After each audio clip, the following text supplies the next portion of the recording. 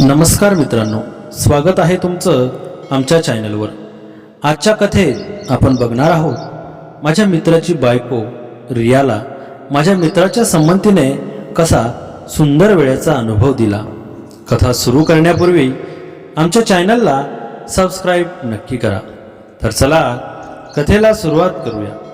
तर झाले असे की आपली अत्यंत सुंदर पत्नी रिया हिच्यासोबत हनीमूनला जाताना वाटेत काही काळातच एका अपघातात राजेशची पुरुषत्व तत्वाची क्षमता नष्ट झाली।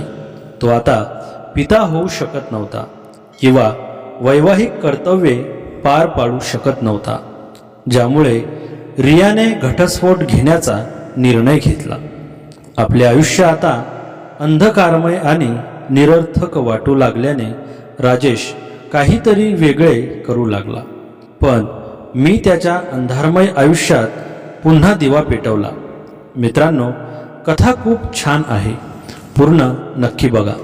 मी प्रशांत। तो एक रविवार होता। नाश्त्यानंतर मी टीव्हीवर चित्रपट पाहत होतो आणि नकळत मला डुलकी लागली।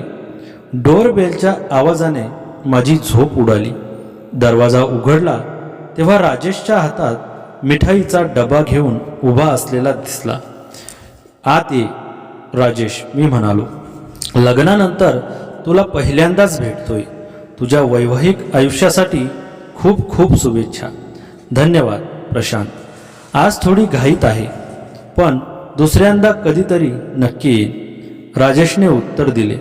तो नुकताच आपल्या नवीन पत्नीसोबत गावाहून परतला होता आणि आनंदाप्रत्यर्थ त्याने सर्वांसाठी एक छोटी पार्टी व जेवणाचे आयोजन केले होते। त्याने आपल्या सर्व मित्र परिचितांना पार्टीचे निमंत्रण दिले होते, पण मला मात्र बोलावले नव्हते। मी त्याची पत्नी फक्त त्याच्या व्हॉट्सअपच्या प्रोफाईल फोटोमध्येच पाहिली होती। काही दिवसानंतर राजेश हनीमूनसाठी गेला। काळ सरकत गेला आणि 3 महिन्यानंतर मला मित्रांकडून समजले की राजेशचा अपघात झाला आहे। हनीमूनला जात असताना त्यांच्या कारचा अपघात झाला। त्याच्या बायकोला काही झाले नाही, फक्त थोडे खरचटले। तो अपघातातून वाचला खरा, पण त्यांच्या शरीराचा खालचा भाग गंभीररित्या जखमी झाला होता आणि गुडघ्याची वाटी पूर्णपणे फुटली होती।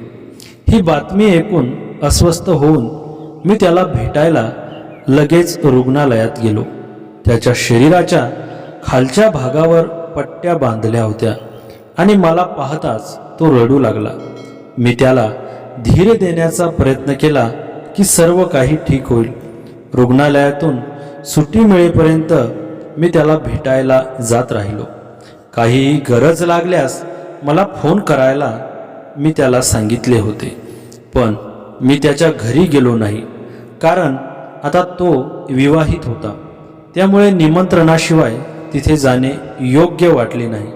रुग्णालयातून घरी आल्यावर मी अधूनमधून राजेशला फोन करून त्याच्या प्रकृतीची विचारपूस करत होतो। हळूहळू 6 महिने उलटून गेले। एके दिवशी राजेशला पुन्हा ऑफिसमध्ये पाहून मला आनंद झाला। तो पूर्णपणे बरा झाला होता। तो माझ्या ऑफिसमध्ये वारंवार येऊ लागला। आम्ही एकाच विभागात काम करत असलो तरी त्याचे कार्यालय पहिल्या मजल्यावर होते आणि माझे 3ऱ्या मजल्यावर। एकदा सहज गप्पा मारताना मी राजेशला सांगितले की माझी पत्नी माहेरी गेली आहे आणि त्यामुळे मला स्वतःचे जेवण स्वतः बनवावे लागत आहे। हे ऐकून राजेशने मला जेवायला घरी बोलावले।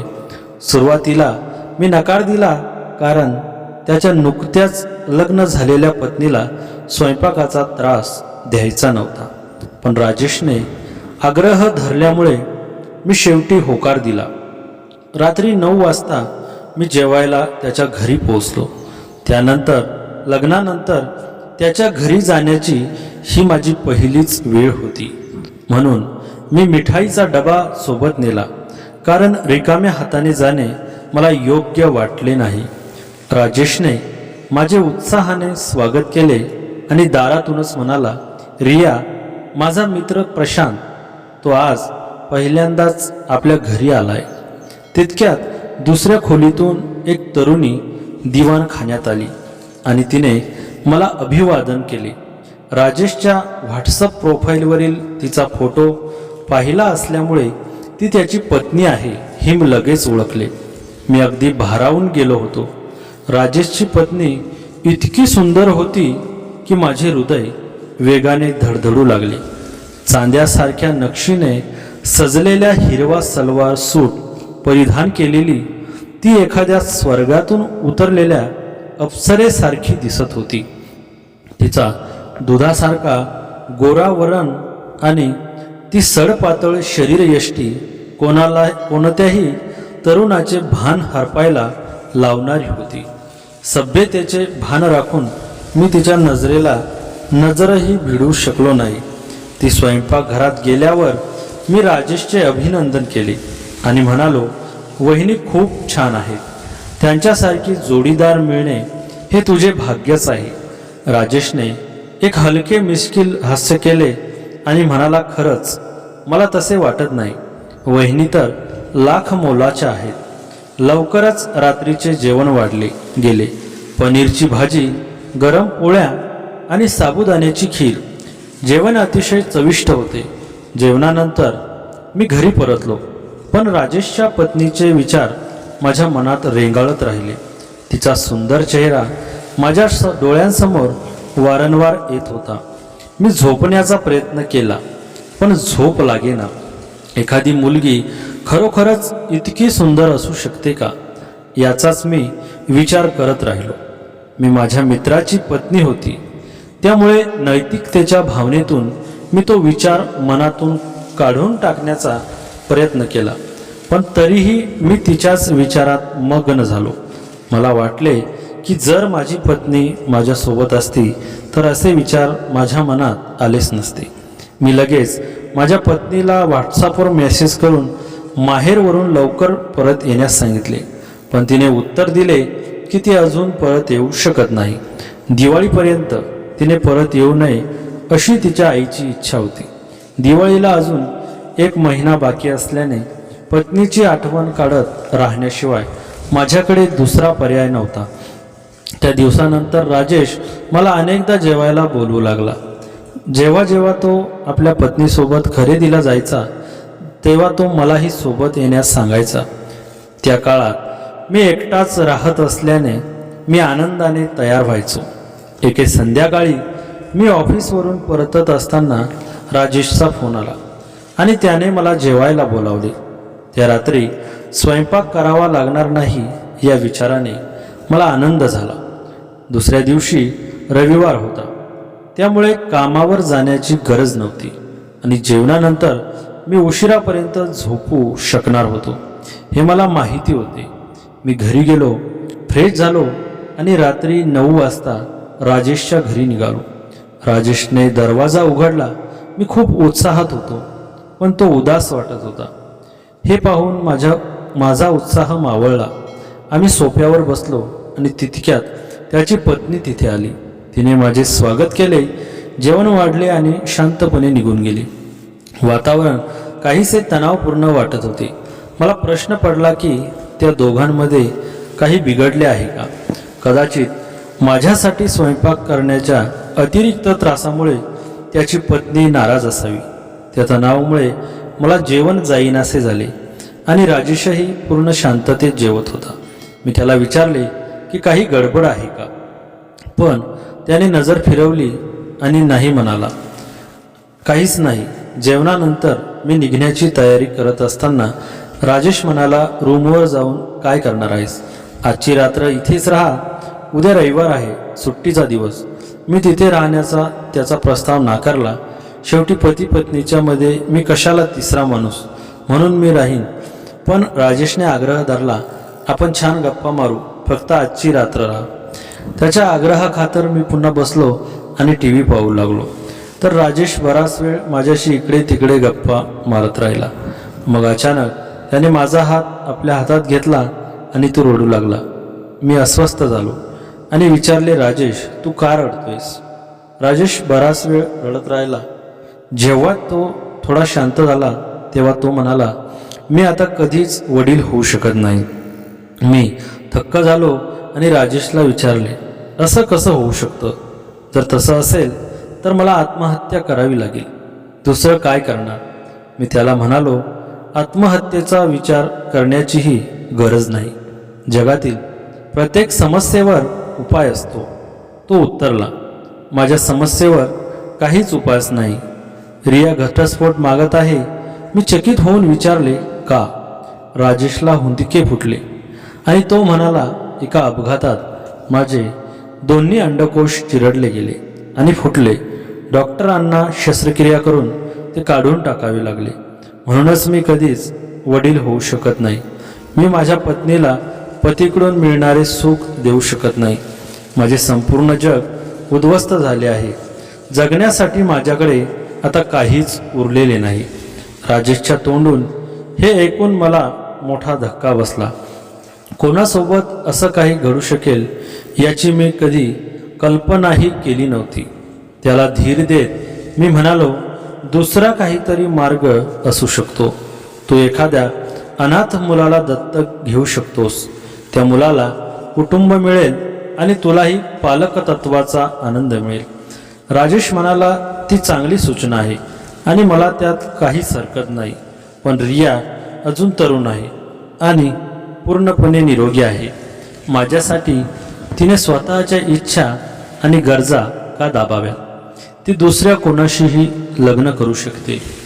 ती इतकी सुंदर आहे की कोणताही पुरुष तिच्याशी लग्न करण्यास उत्सुक असेल. म्हणूनच ती घटस्फोट मागत आहे. माझ्याकडे यावर काहीच उत्तर नव्हते. राजेश पुन्हा रडू लागला आणि म्हणाला, प्रशांत, माझं जग कोलमडून पडतंय. फक्त तूच माझी अब्रू आणि माझं कुटुंब उद्ध्वस्त होण्यापासून वाचवू शकतोस. माझ्यासोबत जे घडलंय ते मी इतर कोणालाच सांगितलं नाही, कारण लोक माझी चेष्टाच करतील. तू पहिलाच व्यक्ती आहेस ज्याला मी हे सांगतोय आणि मी तुझी मदत मागतोय. कृपया माझं कुटुंब, माझं आयुष्य आणि माझी अब्रू वाचव. प्रशांत पूर्णपणे अवाक झाला होता.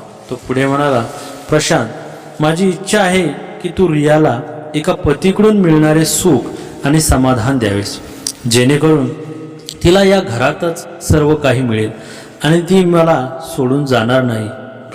पण माझी तुला विनंती आहे की हे सर्व गुपित ठेव. हे आपल्या दोघात आणि रियामध्येच राहू दे. इतर कोणालाही याबद्दल कळता कामा नाही. हे ऐकून मी पूर्णपणे थक्क झालो. क्षणभर माझ्या मनात रियाचे सौंदर्य आणि तिचे तारुण्य यांचा विचार डोकावून गेला. पण आमच्या मैत्रीचा आदर आणि संकोचामुळे मी म्हणालो, राजेश, हे चुकीचे आहे. यावर नक्कीच दुसरा एखादा योग्य मार्ग असू शकतो. राजेशने उत्तर दिले, रुग्णालयातून घरी आल्यापासून मी यावर उपाय शोधत आहे. मला दुसरा कोणताही मार्ग सापडलेला नाही. केवळ रियाच्या इच्छेनुसार तिला घटस्फोट देणे हा एक पर्याय उरतो. पण जर मी तिला घटस्फोट दिला तर एकटे आणि निरर्थक आयुष्य जगण्यात काय अर्थ आहे? मी कदाचित आत्महत्येसारखे टोकाचे पाऊल उचलेन. राजेशच्या डोळ्यात पुन्हा पाणी आलं आणि त्याने कळकळीची विनंती केली, तू तुझ्या मित्राचे कुटुंब, प्रतिष्ठा आणि प्राण वाचवण्यास मदत करू शकत नाहीस का? तुझ्या मदतीमुळे या उदास आणि आनंदहीन घरात पुन्हा आनंदाचे वातावरण निर्माण होऊ शकेल. कोणाला लुटणे, इजा पोहोचवणे, शोषण करणे किंवा कोणाचा अपमान करणे यात चुकीचे कृत्य दडलेले असते. पण मला खात्री आहे की मित्रांसाठी तू असे काहीही करणार नाहीस. राजेश उठला.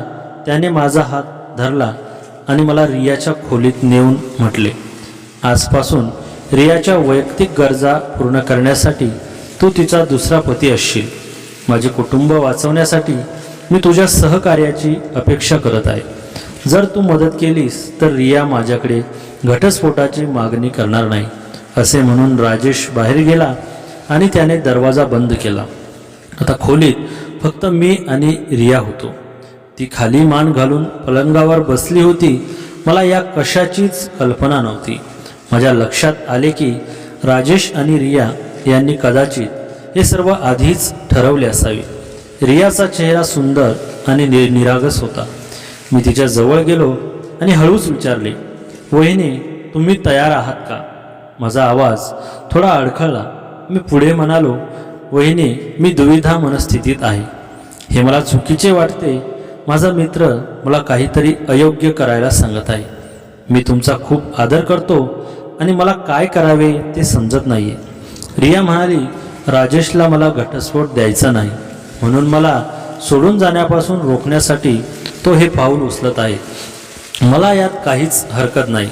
ठीक आहे, मी म्हणालो. तुमच्या आणि राजेशच्या आनंदासाठी मी सहकार्य करू शकतो. मी रियाचा हात माझ्या हातात घेतला. तिचा स्पर्श विलक्षण होता आणि मी तो बराच वेळ तसाच धरून ठेवला.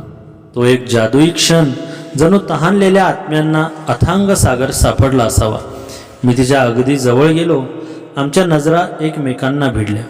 काही क्षण आम्ही दोघेही बोलता बोलता एकमेकांकडे पाहत राहिलो.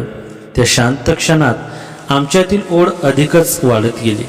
मी हळूच तिचा हात माझ्या हातात घेतला आणि तिला माझ्या जवळ ओढले. ती माझ्या मिठीत आली आणि काही क्षण आम्ही दोघेही तसेच उभे राहिलो. माझ्या हृदयाचे ठोके वाढले होते. मी तिच्या कपाळावर हलके चुंबन घेतले. तिने डोळे मिटले आणि माझ्या खांद्यावर डोके टेकवले. काही क्षणांनी आमचे ओठ एकमेकांना भिडले. त्या क्षणी वेळ जणू थांबून गेली होती. मी तिच्या गालावर प्रेमाने चुंबन घेत होतो आणि तीही शांतपणे माझ्याजवळ येत होती. आमच्या मनातील भावना, ओढ आणि आपुलकी शब्दाशिवाय व्यक्त होत होत्या. मी तिला अधिक घट्ट मिठी मारली. त्या मिठीत प्रेम होते, विश्वास होता आणि एकमेकांच्या सहवासाची ऊब होती. आम्ही बराच वेळ एकमेकांच्या जवळ बसून गप्पा मारत राहिलो. बाहेरची दुनिया जणू आमच्यासाठी थांबली होती. काही वेळाने तिने माझ्यासाठी दूध आणले. मी हसत तिच्याकडे पाहिले आणि तिलाही माझ्यासोबत थोडे दूध घ्यायला सांगितले. त्या छोट्याच्या क्षणातही एक वेगळीच जवळीक आणि आपलेपणा होता. रात्र पुढे सरकत गेली तसे आम्ही आठवणी, भावना आणि मनातील अनेक गोष्टी एकमेकांशी शेअर करत राहिलो. त्या रात्री आमच्यात निर्माण झालेला जिव्हाळा आणि भावनिक ओढ आमच्या मनात कायमची कोरली गेली. सकाळी जाग आली तेव्हा तिचा शांत चेहरा पाहून माझ्या मनात पुन्हा एकदा आपुलकीची भावना दाटून आली आणि मी तिचा हात माझ्या हातात घेतला आणि तीही हलकेसे असली. त्या क्षणी मला जाणवले की काही नाती शब्दांपेक्षा भावनांनी अधिक मजबूत होत असतात. काळ पुढे सरकत गेला आणि आयुष्याने एक नवीन वळण घेतले. अखेर 9 महिन्यानंतर तिने एका गोंडस आणि निरागस बाळाला जन्म दिला. त्या छोट्याशा जीवाच्या आगमनाने घरात आनंद, हसू आणि उत्साहाचे वातावरण पसरले.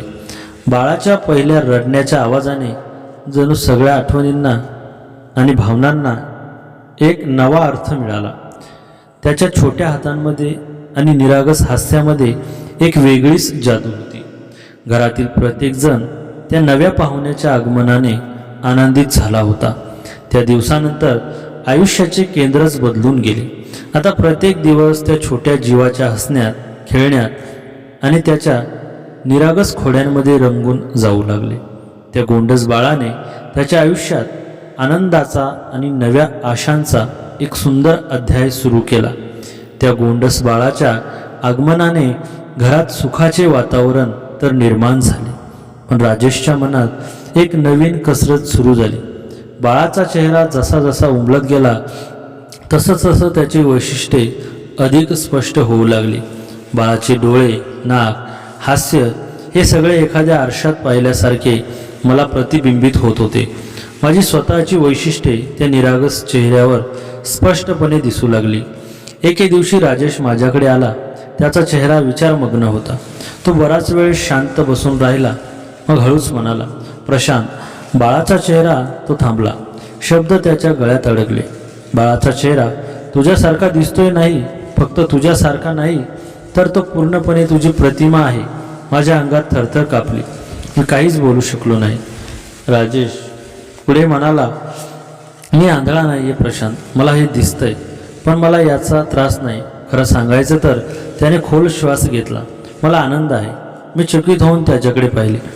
राजेशने माझा हात आपल्या हातात घेत, तू माझं कुटुंब वाचवलंयस प्रशांत. तुझ्यामुळे रिया इथे आहे. तुझ्यामुळे मला पितृत्वाचा आनंद मिळाला आहे. हे बाळ माझं आहे, कारण मी त्याचं पालन पोषण करेन, त्याला मार्गदर्शन करेन, त्याच्यासाठी सर्व काही करेन. तुझं आणि माझं रक्त एकत्र आलं आहे, पण ते माझ्या हृदयातही वसलं आहे. त्याच्या या शब्दांनी मला अतिशय भारावून टाकले. मला वाटले होते की हे रहस्य कधी ना कधी उघड होईल आणि राजेश माझ्यावर रागवेल, पण त्याने उलट मला समजावून घेतले. त्या दिवशी आमच्या मैत्रीचा एक नवा पाया रचला गेला. राजेशने बाळाचे नाव आर्यन ठेवले. आर्यन हा चिमुकला अत्यंत हुशार आणि चपळ होता. त्याचे हास्य घरातील प्रत्येक तणावाला विरघळून टाकीत असे. रियालाही आता पूर्णपणे नव्या आयुष्यात रमली होती. ती बाळाची काळजी घ्यायची, त्याच्याशी खेळायची आणि घरातील सर्व कामे आनंदाने करायची. तिचा चेहरा आता अधिक तेजस्वी आणि आनंदी झाला होता.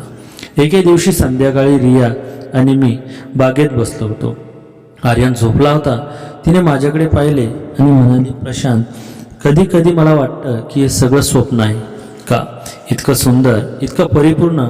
मग आर्यनचा आवाज ऐकू येतो आणि मला जाणवतं की हे खरं आहे. मी तिचा हात धरला. रिया, माझ्यासाठीही हे स्वप्न होत आहे, पण आपण हे स्वप्न सत्यात उतरवलं आहे.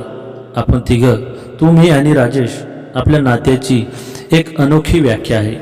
समाजाच्या नजरेतून हे चुकीचं असेल, पण आपल्या आनंदासाठी आपण समाजाच्या नजरेत न राहता आपल्या हृदयाचं ऐकलं. रिया हळुवार हसली. तू राजेशला कधी विचारलं का, त्याला या सगळ्यांचा त्रास होतो का?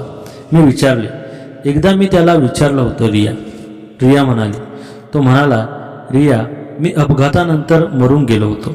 माझं आयुष्य संपलं होतं, पण प्रशांतने मला पुन्हा जिवंत केलं. त्याच्या मदतीने मी पितृत्वाचा आनंद घेतोय. तुला माझ्यासोबत पाहतोय. मी कोणाला दोष देऊ शकत नाही, कारण दोष हा केवळ तेव्हाच असतो जेव्हा कोणी स्वार्थी हेतूने काही करतो. पण आपण तिघंही एकमेकांच्या सुखासाठी आहोत. मला यात दुःख नाही, समाधान आहे. ती रियाची ही आठवण सांगत होती आणि माझ्या डोळ्यात पाणी आले. मी तिच्या जवळ गेलो आणि तिला मिठी मारली. त्या मिठीत आपण तिघांच्या भावनांची सगळी गुंतागुंत शांतपणे सामावली होती. काळ पुढे सरकत गेला. आर्यनला 3 वर्षे पूर्ण झाली. तो आता बोलू लागला होता, धावू लागला होता. त्याच्या बोलण्याची, चालण्याची, खेळण्याची सर्व शैली राजेशची आणि माझी अशी मिश्रित वाटत होती. राजेश त्याला गोष्टी सांगायच्या, मी त्याला खेळायला शिकवायचो. रिया आमच्यातील समतोल सांभाळायची. एके दिवशी आर्यनने राजेशला विचारले, बाबा, माझे खरे बाबा कोण आहेत? राजेश गप्प बसला. त्याने माझ्याकडे पाहिले, मी त्याच्याकडे पाहिले. रियाचा श्वास थांबला होता. राजेशने आर्यनला आपल्या मांडीवर बसवले आणि म्हणाला, बाळा, तुझे 2 बाबा आहेत. एक मी, जो तुला रोज गोष्टी सांगतो, तुझ्यासोबत खेळतो, तुझी काळजी घेतो, आणि दुसरे प्रशांत काका, जे तुला खेळ शिकवतात, ज्यांच्याकडे तू धावतोस जेव्हा एखादी गोष्ट शिकायची असते. दोघेही तुझ्यावर खूप प्रेम करतात. त्यामुळे तुझे बाबा दोघेही आहेत आणि तू भाग्यवान आहेस, कारण तुला दोघांचं प्रेम मिळतंय. आर्यनने त्या गोष्टीत गुंतागुंत न हसून म्हणाला, तर माझे 2 बाबा आहेत. हा खूप मस्त आहे. आणि तो धावत खेळायला गेला. त्या दिवशी संध्याकाळी आम्ही तिघे बागेत बसलो. राजेश म्हणाला, आपण किती सुंदर नाते निर्माण केले आहे. हे समाजाला समजणार नाही, पण आपल्याला समजलं पाहिजे. प्रशांत, तू माझा खरा मित्र आहेस. तू माझं कुटुंब वाचवलंय. तू मला पुन्हा जगायला शिकवलं. मी राजेशचा हात हातात घेतला. राजेश, जेव्हा मी पहिल्यांदा तुझ्या घरी आलो तेव्हा मला वाटलं होतं की तुझ्या पत्नीच्या सौंदर्याने मी भारावून गेलो आहे. पण हळूहळू मला समजलं की हे केवळ सौंदर्य नव्हते. तुमच्या दोघांच्या नात्यात मला एक निरागसता दिसली. आणि जेव्हा तू मला विनंती केलीस तेव्हा मी पहिल्यांदा संकोचलो. पण मग मला जाणवलं की प्रेम म्हणजे शरीर नसून भावना आहे, आत्मा आहे. आपण तिघांनी एकमेकांना दिलेली ही भेट म्हणजे खरं प्रेम आहे. आर्यन मोठा होत गेला. शाळेत त्याची चांगली बुद्धिमत्ता होती. तो क्रीडांगणातही हुशार होता. राजेश त्याला शाळेत सोडायचा, मी त्याला उचलायचो. रिया त्याचा अभ्यास पाहायची. आम्ही तिघेही त्याच्या पालकांसारखे होतो. पण समाजाच्या दृष्टीने एक अनोखे कुटुंब. एके दिवशी शाळेत एक कार्यक्रम होता. माझे आई बाबा. आर्यनने व्यासपीठावर जाऊन सांगितले, माझी आई रिया आहे आणि माझे बाबा 2 आहेत. राजेश बाबा आणि प्रशांत बाबा, मी त्यांना खूप प्रेम करतो. कधी कधी लोक मला विचारतात की 2 बाबा कसे असतात, तर मी त्यांना सांगतो 2 असतात तेव्हा प्रेम दुप्पट मिळतं. त्या शब्दांनी संपूर्ण हॉलमध्ये टाळ्यांचा कडकडाट झाला. रिया रडू लागली. राजेशने माझा हात हातात धरला. मीही भावनिक झालो. त्या क्षणी आम्हाला जाणवले की आमच्या या अनोख्या कुटुंबाची व्याख्या केवळ आम्ही नाही तर आमच्या आर्यननेही सर्वांना सर्वात सुंदर रीतीने केली आहे. कार्यक्रमानंतर एका शिक्षिकेने रियाकडे येऊन विचारले, हा मुलगा खूप हुशार आहे, त्याची मानसिकता, त्याची भावना हे सगळं खूप सकारात्मक आहे. तुम्ही त्याला हे सगळं कसं शिकवलं? रियाने हसून उत्तर दिले, आम्ही त्याला काहीच शिकवले नाही, आम्ही त्याला फक्त प्रेम दिलं आणि प्रेम ही सर्वात मोठी गुरु आहे. आता आर्यन 5 वर्षाचा झाला आहे. एकदा तो माझ्या कुशीत बसला होता. त्याने विचारले, प्रशांत बाबा, तुम्ही मला खरोखरच प्रेम करता का? मी म्हणालो, हो बाळा, तू माझं सर्वस्व आहे. तो म्हणाला, जेव्हा मी तुम्हाला सांगतो मी सुद्धा तुम्हा दोघांना प्रेम करतो आणि आईला सगळ्यात जास्त. ती म्हणते आहे की आम्ही एक अद्भुत कुटुंब आहोत. मी त्याला घट्ट मिठी मारली. हो, आम्ही आहोत. राजेश तिथून जात होता. त्याने हे दृश्य पाहिले. तो हसला. त्याच्या डोळ्यात अश्रू होते, पण ते दुःखाचे नव्हते, ते समाधानाचे, कृतज्ञतेचे आणि प्रेमाचे होते. त्या संध्याकाळी आम्ही तिघे आणि आर्यन एकत्र बसलो. राजेशने काहीतरी सांगायला सुरुवात केली. आपल्या या नात्याने मला शिकवलं की जीवनातील सगळ्यात मोठा धडा म्हणजे अपेक्षा सोडून देणे आणि जे आहे त्याचा स्वीकार करणे. मला पूर्वी वाटायचं की मी एक आदर्श पती आणि पिता असावा, पण आता मला समजलं की आदर्श म्हणजे परिपूर्णता नव्हे तर स्वीकार आहे. मी अपूर्ण आहे, पण तुम्ही दोघांमुळे मी परिपूर्ण झालोय. रियाने डोके हलवले आणि मला शिकवलं की प्रेम म्हणजे बंधन नसून स्वातंत्र्य आहे. मी राजेशला सोडून जाऊ शकत होते, पण मी राहिले कारण मला त्याच्यावर प्रेम होते. आणि प्रशांत, तुझ्यावरही. दोन्ही प्रेम वेगळे पण दोन्ही सत्य. मी शांतपणे म्हणालो, आपण तिघांनी एका समाजाच्या विरुद्ध जाऊन आपला स्वतःचा समाज निर्माण केला.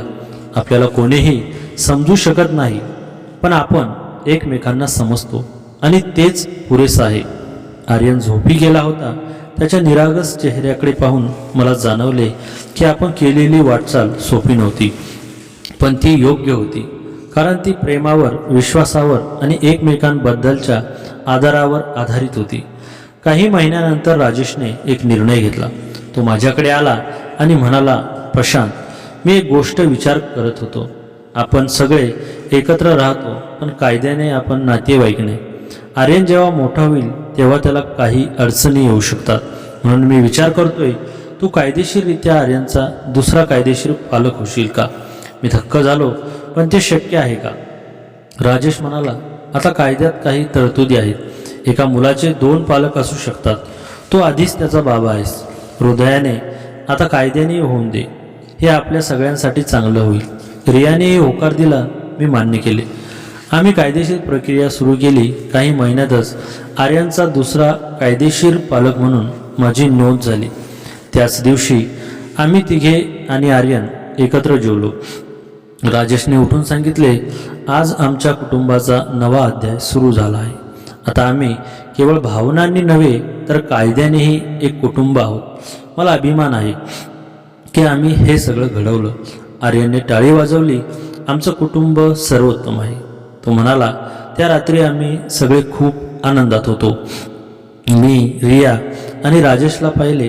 दोघेही आता संपूर्ण समाधानात होते. राजेशच्या चेहऱ्यावर आता ती उदासी नव्हती. रियाच्या डोळ्यात आता निराशा नव्हती. माझ्या हृदयात आता कोणतीही द्विधा मनस्थिती नव्हती, कारण आम्ही एकमेकांना समजून घेतलं होतं. आम्ही प्रेमाची व्याख्या पुन्हा लिहिली होती आणि आम्हाला जाणवलं होतं, जेव्हा 3 आत्मे एकमेकांच्या पूरक असतात तेव्हा ते प्रेम नसून परिपूर्णता असते. आणि आर्यन हा त्या परिपूर्णतेचा साक्षात्कार होता. काही दिवसांनी आर्यन मोठा झाला. तो एक हुशार, दयाळू आणि समजूतदार तरुण बनला. त्याच्या बोलण्यात राजेशची शांतता होती, रियाची संवेदनशीलता होती आणि माझी मन मोकळेपणा होता. तो आपला अनोख्या कुटुंबाचा अभिमान बाळगायचा. एके दिवशी त्याने आम्हा तिघांना सांगितले, आई, बाबा, प्रशांत बाबा, मला तुमचा खूप अभिमान आहे. तुम्ही मला शिकवलं की प्रेमाला कोणताही आकार नसतो, कोणतीही मर्यादा नसते. समाज काहीही म्हणो, पण मी नेहमी म्हणेन माझं कुटुंब जगातील सर्वात सुंदर कुटुंब आहे. राजेश, रिया आणि मी आम्ही तिघांनी एकमेकांकडे पाहिले. आमच्या डोळ्यात अश्रू होते, पण ते आनंदाचे होते. आम्ही केलेला प्रवास कठीण होता, वेदनादायक होता, पण शेवटी तो सुंदर होता, कारण प्रेम जिंकलं होतं. सगळ्या अडचणीवर, सगळ्या समाजाच्या नजरांवर, सगळ्या संकोचावर फक्त प्रेम जिंकलं होतं.